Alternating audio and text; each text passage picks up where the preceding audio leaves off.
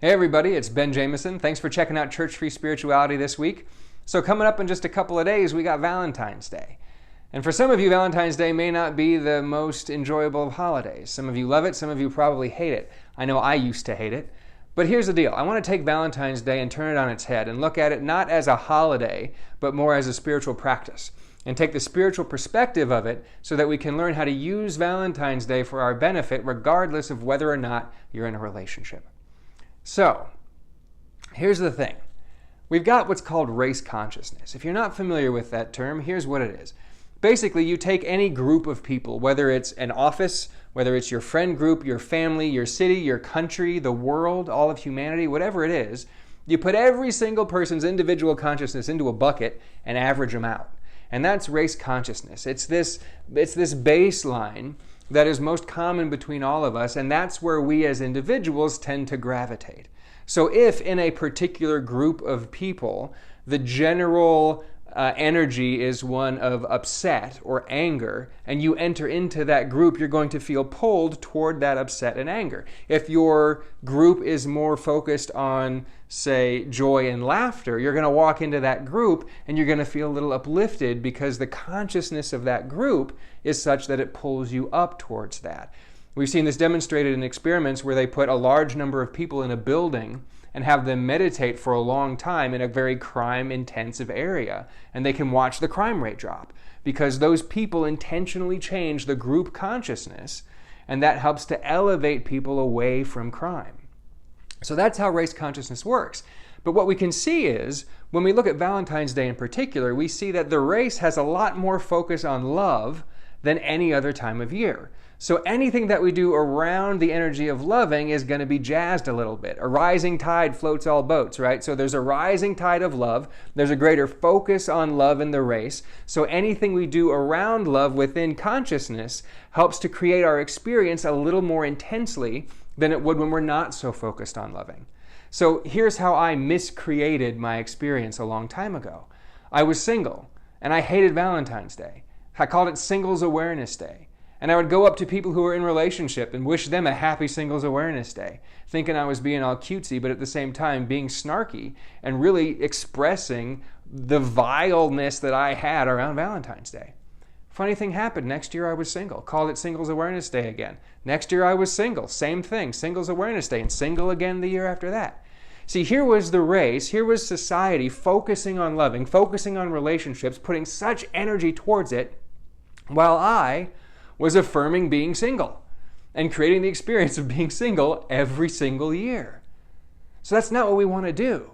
And anytime we go at Valentine's Day from a negative experience, anytime we call it a Hallmark holiday in a disparaging way or complain about prices at restaurants or whatever, we're putting negative energy around relationship into our experience at a time when the race is more focused on love and relationship than any other time. So that negativity is going to have a greater impact on our experience. So instead of that, here's what we can practice. We talk about in spirituality that God is all there is. Spirit, the universe, use whatever word you like. There's only one life, one presence, one power. It expresses as every single person, as everyone, as everything. It's all there is, anywhere, everywhere. So if we look at Valentine's Day from that perspective, what we can see is that that store full of decorations is simply Spirit sending a love note to you. You can walk into that store and say, Spirit, I understand that everybody around me probably thinks that this is a holiday about romantic love, but I know the truth. I know that this is a holiday celebrating love, period. And that as you are all there is, sweet Spirit, that I am, sweet Spirit, this must be all for me. All of this decoration, all of the cards, all of the chocolates, all of the deals at restaurants, all of this focus must be a love note from you to me so that I know how loved and valued I am by life itself. What if you took that perspective this year, whether you're in a relationship or not? How would that change your experience if you used every mention of Valentine's Day as a trigger to remind yourself that as an expression of Spirit, which is love itself, you are love itself and are loved by that Spirit? The one life that birthed everybody and that is living everybody loves you so perfectly and completely that it chose to express as you, and in fact you are so important to the balance of the universe that you exist.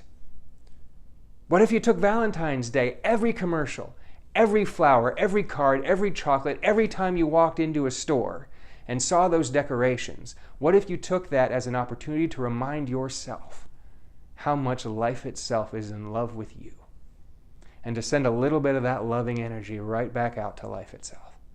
How would that change your experience, regardless of whether or not you're in a relationship? So friends, give that a try this week on Valentine's Day. See if you can use all of this celebration as a way to deepen your spiritual practice of loving, and to use the race's focus on loving to get an extra boost out of your efforts. So that's it for Church Free Spirituality for this week. Have a great time practicing on Valentine's Day. Over the next couple weeks, we're going to go more deeply into a loving practice, figuring different ways that we can practice loving, different ideas about love, different types of love, and how we can bring that into a really rich experience in our lives. For now, though, like, comment, share, subscribe on YouTube. If you have questions, comment. We'll get to a conversation in the comment section on those. Be sure to put down there anything you want me to talk about in future videos, and we can do that as well. And finally, if you want to go even deeper than we can in these short videos, go to Amazon.com, BarnesandNoble.com, anywhere you sell books, and look for Church Free Spirituality, How to Craft a Spiritual Practice Beyond the Bounds of Religion. Thanks again, everybody, for checking in. Whether you're in a relationship or not, have a wonderful Valentine's Day and a joyous celebration of the love that you are. Have a great one. We'll see you next week. Bye-bye.